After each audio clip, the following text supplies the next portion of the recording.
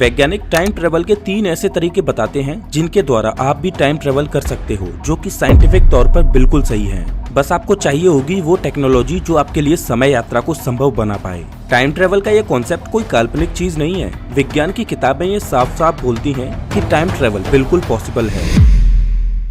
Time travel का जिक्र सबसे पहली बार साल 1895 में हुआ था, जब H.G. वेल्स ने एक नोवेल लिखी जिसका नाम था द टाइम मशीन। इसके बाद ये शब्द बड़ा ही पॉपुलर हो गया। हालांकि ये नोवेल पूरी तरह से साइंस फिक्शनल थी, लेकिन इस नोवेल ने विज्ञान जगत में खलबली मचा दी और वैज्ञानिक सोच में पड़ गए कि क्या टाइम ट्रेवल सच में संभव हो सकता है। इसके बाद वैज्ञानिक समय यात्रा से संबंधित एक के बाद एक थ्योरी देते गए और उन तरीकों को एक्सप्लेन करते गए जिनके द्वारा समय यात्रा संभव हो सकती है। वास्तव में समय को समझ पाना एक जटिल काम है। सभी के लिए समय की अलग अलग परिभाषा हो सकती है।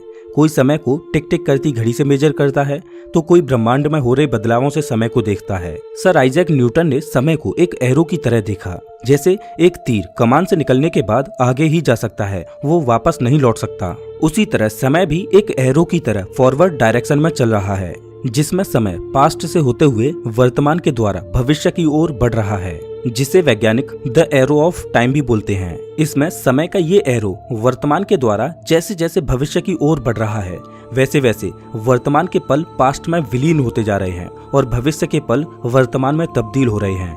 न्यूटन ने यह भी कहा था कि समय का ये एरो एक फिक्स गति से भविष्य की ओर बढ़ रहा है। लेकिन उसके बाद आए अल्बर्ट आइंस्टाइन, जिन्होंने समय की परिभाषा को पूरी तरह से बदल दिया। अल्बर्ट आइंस्टाइन ने समय को एक इल्यूजन यानी भ्रम की तरह देखा। आइंस्टाइन का मानना था कि समय एक नदी की तरह है। जिस तरह से नदी में कहीं पर पानी का बहाव धीमा होता है तो कहीं पर पानी का बहाव बहुत तेज होता है, उसी तरह ब्रह्मांड में समय कहीं पर धीमी गति से चल रहा है तो कहीं पर तेज गति से दौड़ रहा है। अल्बर्ट आइंस्टाइन ने यह भी कहा कि पास्ट, प्रेजेंट और फ्यूचर ये भी एक तरह से भ्रम है और ये तीनों ब्रह्मांड में पहले से ही मौजूद हैं। समय का दूसरा रूप है परिवर्तन। समय आगे की ओर बढ़ रहा है, उसका अंदाजा हम केवल एक तरह से लगा सकते हैं, वो है एंट्रोपी। थर्मोडायनामिक्स के सेकंड लॉ में एक टर्म आता है एंट्रोपी। इसका सीधा मतलब होता है ऑर्डर टू डिसऑर्डर। जैसे आप एक कांच के गिलास को फर्श पर गिराइए तो क्या होगा, वो टूट जाएगा। अब मैं आपसे कहूँ कि आप उस गिलास को सेम पहले जैसा बनाइए, तो क्या आप ऐसा कर सकते हो? नहीं ना। आप उस गिलास को ग्लू से चिपकाकर पहले जैसा बनाने की कोशिश कर सकते हो, लेकिन सेम पहले जैसा नहीं बना सकते। एक और एग्जाम्पल की बात करें तो हम केवल बूढ़े हो सकते हैं, लेकिन चाहकर भी बच्चे नहीं बन सकते। यही है डिसऑर्डर, जिसे आप एंट्रोपी बोल सकते हो। ब्रह्मांड का जन्म हुआ है तब से लेकर अब तक ब्रह्मांड में डिसऑर्डर यानी एंट्रोपी बढ़ती ही जा रही है। इसे ही परिवर्तन बोलते हैं, जो हमें समय की अनुभूति कराता है कि समय गुजर रहा है। अल्बर्ट आइंस्टाइन के अनुसार समय एक 4th डायमेंशन है। जैसे हमारे इस 3D वर्ल्ड में हम इन तीनों डायमेंशंस में कहीं भी जा सकते हैं, आगे पीछे, ऊपर नीचे, दाएं बाएं। उसी तरह समय की डायमेंशन में आगे या पीछे जाने पर हम पास्ट या फ्यूचर में ट्रेवल करते हैं। लेकिन फिलहाल हमारे लिए समय की डायरेक्शन फॉरवर्ड दिशा में भविष्य की ओर चल रही है। अगर हम टाइम मशीन बना लें तो इस चौथे आयाम समय पर काबू पाया जा सकता है और अभी जो समय केवल फॉरवर्ड डायरेक्शन में चल रहा है, उसे हम टाइम मशीन की मदद से अपने अनुसार कंट्रोल कर सकते हैं और समय में यात्रा कर सकते हैं। अब सवाल ये आता है कि हमारी टाइम मशीन कौन से सिद्धांतों पर काम करेगी जिससे हम समय यात्रा कर पाएं। ये बात है साल 1905 की, जब जर्मनी में एक स्विस पेटेंट ऑफिस में अल्बर्ट आइंस्टाइन एक क्लर्क की जॉब कर रहे थे। शाम का वक्त था और वो अपने घर की ओर जा रहे थे। उन्होंने ट्राम पकड़ी और तेजी से आगे बढ़ने लगे, लेकिन अल्बर्ट आइंस्टाइन की नजरें पीछे मौजूद एक क्लॉक टावर पर टिकी थीं। जैसे जैसे ट्राम की गति बढ़ती जा रही थी, वैसे वैसे ऐसा लग रहा था कि क्लॉक टावर पर लगी घड़ी की सुई स्लो होती जा रही है। अल्बर्ट आइंस्टाइन ने अपनी सोच का दायरा बढ़ाया और इस इमेजिनेशन को नेक्स्ट लेवल पर ले गए। उन्होंने इमेजिन किया कि क्या होगा अगर जिस ट्राम में वो बैठे हैं वो लाइट की स्पीड से चले। अल्बर्ट आइंस्टाइन की इस इमेजिनेशन ने आने वाले समय के विज्ञान को ही बदल दिया। अल्बर्ट आइंस्टाइन ने कुछ ऐसा खोज लिया था जिसने विज्ञान जगत में तहलका मचा दिया। अभी तक टाइम ट्रेवल केवल किस्से और कहानियों का हिस्सा था, लेकिन आइंस्टाइन की इस डिस्कवरी के बाद लोग टाइम ट्रेवल को वास्तविकता से जोड़ने लगे। ट्रेन के अंदर का समय रुक गया, लेकिन ट्रेन के बाहर समय की रफ्तार बहुत तेज हो गई। आइंस्टाइन का मानना था कि जैसे जैसे हम तेज गति से चलते जाएंगे, वैसे वैसे हमारे लिए समय की गति धीमी होती जाएगी। वो कैसे, इसे एक थॉट एक्सपेरिमेंट से समझते हैं। तो चलिए अपनी कुर्सी की पेटी बांध लीजिए, क्योंकि अब आप मेरे साथ टाइम ट्रेवल करने वाले हो। मैं जानता हूँ कि हमारी आज की टेक्नोलॉजी के हिसाब से ऐसा संभव तो नहीं है, लेकिन हम एक थॉट एक्सपेरिमेंट तो कर ही सकते हैं। मान लो आपके पास एक ऐसा स्पेसशिप है जो लाइट की स्पीड से चल सकता है। वैसे मैं आपको बता दूं कि इस ब्रह्मांड में प्रकाश की गति से तेज कुछ भी नहीं चल सकता। प्रकाश की गति इस ब्रह्मांड की सबसे तेज गति है, जो कि लगभग 3 लाख किलोमीटर प्रति सेकंड है। तो चलिए अपनी कल्पना को आगे बढ़ाते हैं। आपने मार्केट से 2 एक जैसी घड़ियां ली, जिनमें से एक घड़ी को आपने अपने स्पेसशिप में रखा और दूसरी घड़ी को अपने घर पर ही छोड़ दिया, और आपने दोनों ही घड़ियों में डेट और टाइम बिल्कुल सेम सेट कर दिया। आपकी स्पेसशिप उड़ान भरती है। आप प्रकाश की गति के 20% तक पहुंच चुके हो, लेकिन आपके लिए वक्त वैसे ही चल रहा है जैसे पहले चल रहा था। लेकिन अगर कोई तीसरा ऑब्जर्वर है जो आप दोनों की घड़ियों पर नजर रखे हुए है, तो उसे आप दोनों की घड़ियों में फर्क नजर आएगा। स्पेसशिप में लगी घड़ी धरती पर लगी घड़ी के मुकाबले स्लो चल रही होगी, मतलब आपके लिए समय धीमा हो चुका है।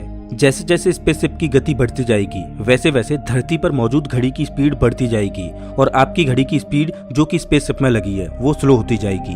फाइनली जब आपकी स्पेसशिप लाइट की स्पीड के अप्रोक्सीमेटली करीब पहुंचती है, तो जो तीसरा ऑब्जर्वर था उसे बहुत बड़ा चेंज नजर आएगा। वो देखेगा कि जब तक आपकी स्पेसशिप में केवल 5 मिनट गुजरेंगे, तब तक पृथ्वी पर 2 दिन बीत चुके होंगे। और अगर आप इसी रफ्तार से पूरे 1 दिन तक ट्रेवल करते रहे, तो इतने में ही पृथ्वी पर 19 महीने गुजर जाएंगे। और मजे की बात क्या है पता है? आपके लिए भी समय की रफ्तार नॉर्मली रहेगी और पृथ्वी पर मौजूद लोगों के लिए भी समय की रफ्तार नॉर्मली रहेगी। किसी को पता ही नहीं चलेगा कि समय की रफ्तार में कोई बदलाव हुआ है। लेकिन जो तीसरा ऑब्जर्वर आप दोनों को देख रहा होगा, उसे फर्क साफ साफ नजर आ रहा होगा। अगर आप 1 हफ्ते तक इसी रफ्तार से अपनी स्पेसशिप को चलाते रहे, तो आपके लिए तो सिर्फ 1 हफ्ता ही बीतेगा, लेकिन धरती पर इतने में 11 साल बीत चुके होंगे। अगर आप 1 महीने तक इसी तरह स्पेसशिप में ट्रेवल करते रहे, तो इतने समय में ही धरती पर 48 साल बीत जाएंगे। और अगर बाई चांस आपने अपनी स्पेसशिप में इसी स्पीड से लगातार 1 साल तक ट्रेवल किया, इतने में पृथ्वी पर 572 साल बीत चुके होंगे। और अगर आपने स्पेसशिप में 5 साल बिताए, तब तक धरती पर 2860 साल बीत चुके होंगे। लगातार 5 सालों तक स्पेसशिप में लगभग लाइट की स्पीड से ट्रेवल करने के बाद जब आप धरती पर लौटोगे, तो आपको एहसास होगा कि आपने समय में कितनी बड़ी छलांग लगाई है। जब आप स्पेसशिप में धरती से गए थे, तब आपकी उम्र 25 साल थी, लेकिन अभी आपकी उम्र केवल 30 साल है और आप अपने समय से 2860 साल आगे भविष्य में पहुंच चुके हो। धरती पर आप जो भी छोड़कर गए थे, इन 2860 सालों में वो सब कुछ बदल चुका है। इसे ही टाइम डायलेशन कहते हैं। दोस्तों, अभी आपने जो टाइम ट्रेवल किया है वो 1 वे टिकट टू द फ्यूचर है। मतलब आप इस मेथड से भविष्य में जा तो सकते हो, लेकिन वापस नहीं लौट सकते। अगर आप एक बार भविष्य में गए, तो आप वहीं पर रह जाओगे। दोस्तों, टाइम ट्रेवल के इसके अलावा और भी तरीके हैं, चलिए उन्हें जानते हैं। जैसा कि अभी मैंने आपसे कहा था कि अल्बर्ट आइंस्टाइन समय को एक नदी की तरह मानते थे। जिस तरह नदी में पानी का बहाव समान नहीं होता, उसी तरह ब्रह्मांड में भी हर जगह पर समय की गति समान नहीं है। और ब्रह्मांड में समय को जो सबसे ज्यादा प्रभावित कर रहा है, वो है ग्रेविटी। आइंस्टाइन का मानना था कि जहाँ पर ग्रेविटी का प्रभाव ज्यादा होता है, वहाँ पर समय धीमी गति से चलता है, और जहाँ पर ग्रेविटी कम होती है, वहाँ पर समय तेज रफ्तार से गुजरता है। अगर हम अपने सौरमंडल की ही बात करें, तो हमारे सौरमंडल में सभी ग्रहों पर समय की चाल अलग अलग होगी। जैसे कि सूर्य और जुपिटर पर समय पृथ्वी की तुलना में धीमी रफ्तार से गुजर रहा होगा, लेकिन जुपिटर और सूर्य की ग्रेविटी इतनी ज्यादा नहीं है कि वो समय को ज्यादा प्रभावित कर पाएं। इसीलिए हमें सूर्य और पृथ्वी के समय में ज्यादा अंतर देखने को नहीं मिलेगा। लेकिन ब्रह्मांड में सूर्य से भी लाखों करोड़ों गुना ज्यादा भारी ऑब्जेक्ट्स मौजूद हैं, जो समय को भारी मात्रा में प्रभावित कर रहे हैं, जैसे कि black hole. Einstein black hole को नेचुरल टाइम मशीन मानते थे, क्योंकि ब्लैक होल की ग्रेविटी इतनी तीव्र होती है कि ये प्रकाश को भी 360 डिग्री पर मोड़ देती है। अगर आप ब्लैक होल के पास सिर्फ 1 घंटा बिताओ, तो पृथ्वी पर इतने में ही कई साल बीत जाएंगे, और जब आप पृथ्वी पर वापस आओगे, तो आप अपने आप को भविष्य में पाओगे। अगर आपको याद हो, तो इंटरस्टेलर मूवी में इसी कॉन्सेप्ट को दिखाया गया है, जिसमें ब्लैक होल के पास एक प्लानेट है जिस पर सिर्फ 1 घंटा गुजारा जाए, तो इतने में पृथ्वी पर 7 साल गुजर जाएंगे। दोस्तों, ब्लैक होल से भी टाइम ट्रेवल करने में हम केवल फ्यूचर में तो जा सकते हैं, लेकिन वापस नहीं लौट सकते।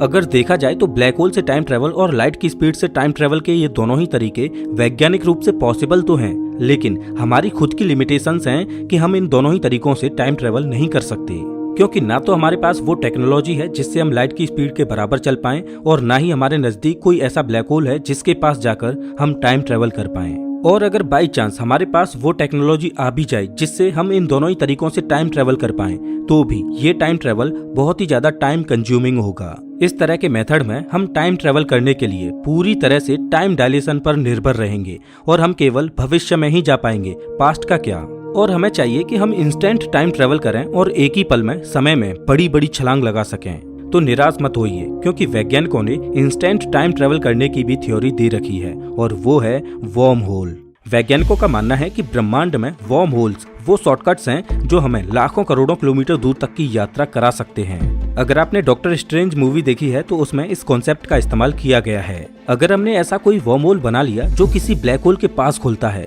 तो हम उस वर्म होल के द्वारा उस ब्लैक होल तक पहुंचकर आसानी से टाइम ट्रेवल कर पाएंगे। वर्म होल केवल स्पेस में ही शॉर्टकट नहीं होते, बल्कि ये स्पेस टाइम में ही शॉर्टकट होते हैं।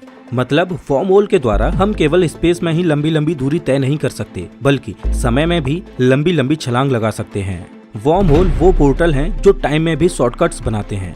वर्म होल की मदद से हम पास्ट और फ्यूचर दोनों में ही इंस्टेंट टाइम ट्रेवल कर सकते हैं। अगर हमें इंसानों की उत्पत्ति देखनी है या डायनासोरों को देखना है तो हम वर्म होल की मदद से उस दौर में जा भी सकते हैं और वापस अपने दौर में आ भी सकते हैं। वर्म होल का ये कॉन्सेप्ट सुनने में लगता तो बड़ा ही अच्छा है, लेकिन इसकी भी लिमिटेशन है। वैज्ञानिक ऐसा मानते हैं कि हमारे पास हर पल वर्म होल्स बनते भी हैं और नष्ट होते हैं, लेकिन वो वर्म होल्स इतने छोटे होते हैं कि हम उन्हें देख ही नहीं सकते, एक एटम से भी छोटे। और जैसे ही वर्म होल बनता है तो वो तुरंत नष्ट हो जाता है। ऐसे में अगर हमें वर्म होल से टाइम ट्रेवल करना है तो हमें उस वर्म होल को बड़ा करना होगा ताकि हम उसमें प्रवेश कर सकें, और हमें उस वर्म होल को बंद होने से भी रोकना होगा, क्योंकि कहीं ऐसा ना हो कि हम डायनासोरों के युग में चले तो जाएं, लेकिन हमारे लौटने से पहले अगर वर्म होल बंद हो जाए तो हम वहीं फंसे रह जाएं। तो वर्म होल को बड़ा करने और उसे खोले रखने के लिए हमें नेगेटिव एनर्जी की जरूरत पड़ेगी। नेगेटिव एनर्जी एक तरह से एंटी ग्रेविटी की तरह काम करेगी, लेकिन फिर से हमारे लिए नेगेटिव एनर्जी बनाना ही सबसे बड़ी चुनौती होगी। अगर हम डार्क एनर्जी को कंट्रोल कर पाएं तो शायद हम ऐसा कर पाएं। अब अगर मान लो कि हमने एक ऐसी टाइम मशीन बना ली जिसकी मदद से हम पास्ट और फ्यूचर दोनों में ही इंस्टेंट टाइम ट्रेवल कर सकते हैं और अपने प्रेजेंट में वापस लौट सकते हैं, तो क्या ऐसा वैज्ञानिक रूप से संभव है? और क्या ऐसा संभव है कि हम पास्ट में जाकर अपने द्वारा की गई गलतियों को सुधार कर अपने प्रेजेंट को बदल पाएं? और क्या इसका हमारे जीवन पर कोई प्रभाव पड़ेगा? इसका जवाब थोड़ा दिमाग चकराने वाला होगा, क्योंकि अगर हम अपने पास्ट या फ्यूचर में जाकर उसे बदलने की कोशिश करेंगे तो यहाँ पर हम एक पैराडॉक्स यानी विरोधाभास को जन्म दे देंगे। दोस्तों, ये वीडियो अगले पार्ट तक जारी रहेगी जिसमें हम टाइम ट्रेवल के पैराडॉक्सेज को जानेंगे।